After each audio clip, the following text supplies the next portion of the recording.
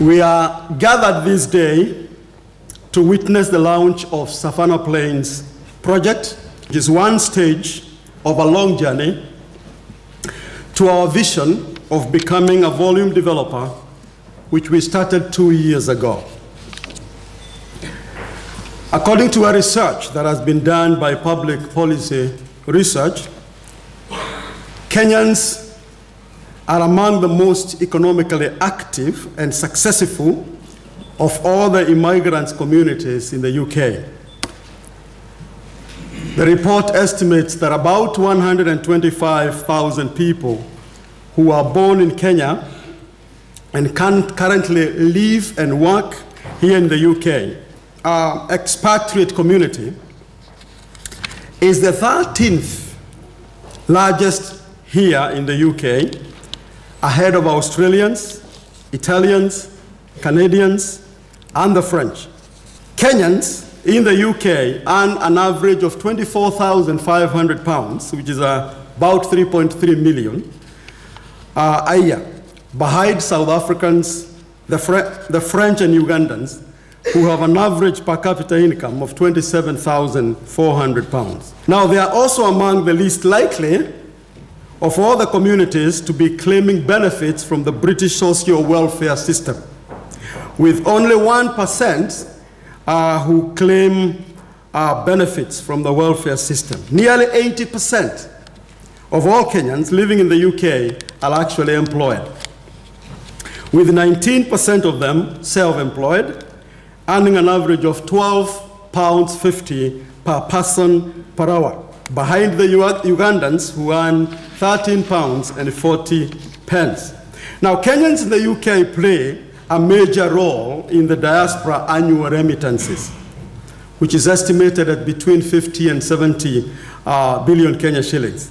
If this income were invested productively and choice homes in partnership with the National Cooperative Housing Union, which is represented here by our guest speaker, Bwana Francis Kamande, can do a lot to help investment, self-help, and merry-go-round Kenyan groups here in the UK form companies back home that could be registered as corporate members of housing cooperatives that will convert much of their remittances into productive housing investments that address the basic needs of Kenyans, as well as involving them in sustainable development.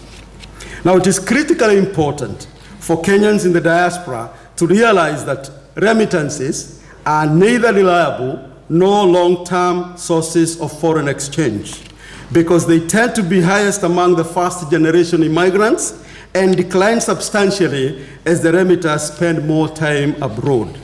So moreover, the remittances can only last as long as the economy of Kenya continues to prosper. In the event of serious economic downturn, like the credit crunch, which we witnessed recently, wealthy countries are likely to restrict the amount of money that can be remitted to developing countries.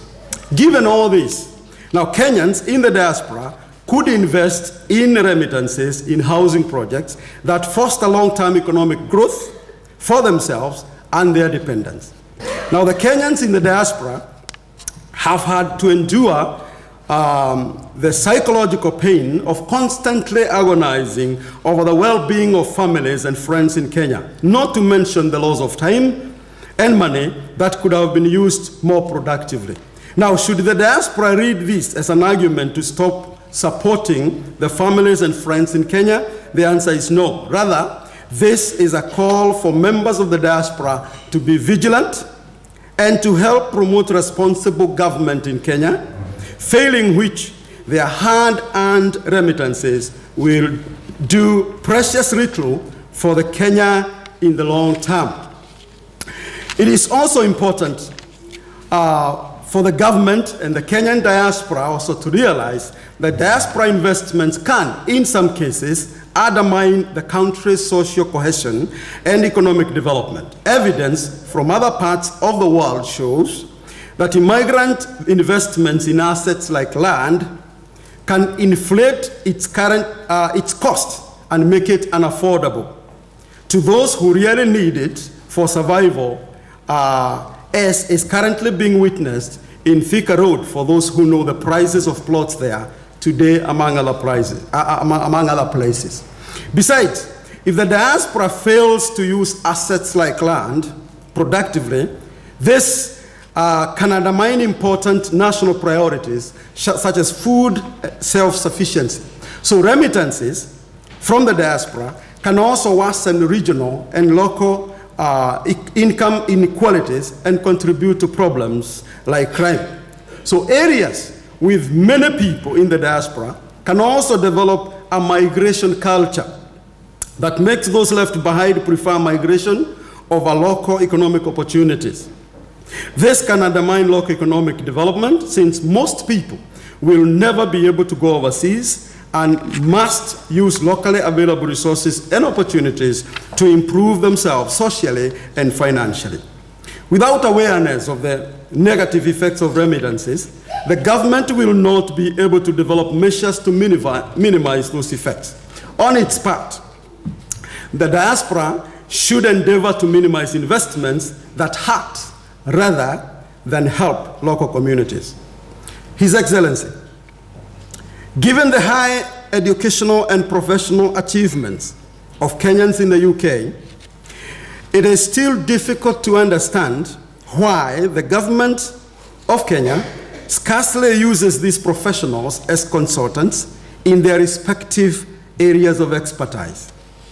His Excellency, if the Kenyan government must use consultants from overseas, then it is advisable for our government to make greater use of available consultants from the diaspora, because they would not only save government tons of money, but would also use their native knowledge of Kenya to produce more socially relevant development projects that will contribute positively to Vision 2030. As the development role of the diaspora grows, Choice Homes will endeavor to address the issue of avoiding wasteful investments, such as rural retirement homes that some of us have put up, that they or even their children will unlikely use. Granted that our culture puts premium on such investments, they need not be palaces, when modest and functional houses will suffice to do that. As many Kenyans in the diaspora are increasingly finding out, the journey back home to retirement is unfortunately for some into the other world in a casket. I'm not scaring you. But with such poor odds of actually getting to enjoy the rural palace, it is unwise for Kenyans in the diaspora to squander our hard-earned cash on dead capital projects as rural palaces. Instead, the money spent on these showy projects should be productively invested in projects that can yield beneficial returns for individuals and the corporate members of the diaspora, but can also generate income that can more substantially support the family and friends in Kenya, besides growing the country's life capital, all capital that can be used to generate more capital. Now, ladies and gentlemen, since many members of the diaspora are raising children abroad, they should seriously consider the educational and financial future of these children, lest they either achieve and join them. This is the main reason for members of the diaspora to put their money in housing development projects that can aid Kenya's development now and still be used to finance our children's education later in their life. Kenya continues to benefit from its large UK diaspora. It is important to remember that this benefit derives in part from the ability of the UK to attract talented individuals from all over the world and to provide them with conditions that allow them to maximize their individual potential. Now, Kenya should similarly aspire to make the most of its citizens' potential at home. It is not wise for us as individuals or as a nation to rely on the charity of other nations. Isn't there a Kiswahili proverb that says, mtegemea cha nduguye hufa maskini? Whoever depends on other dies poor. My hope is that this proverb will not come true in Kenya. It need not to be. Fortunately, Kenya seems to have woken up. May the Lord God bless you and grant you the desires of your heart as we enjoy that which God has purposed for us today. Thank you very much.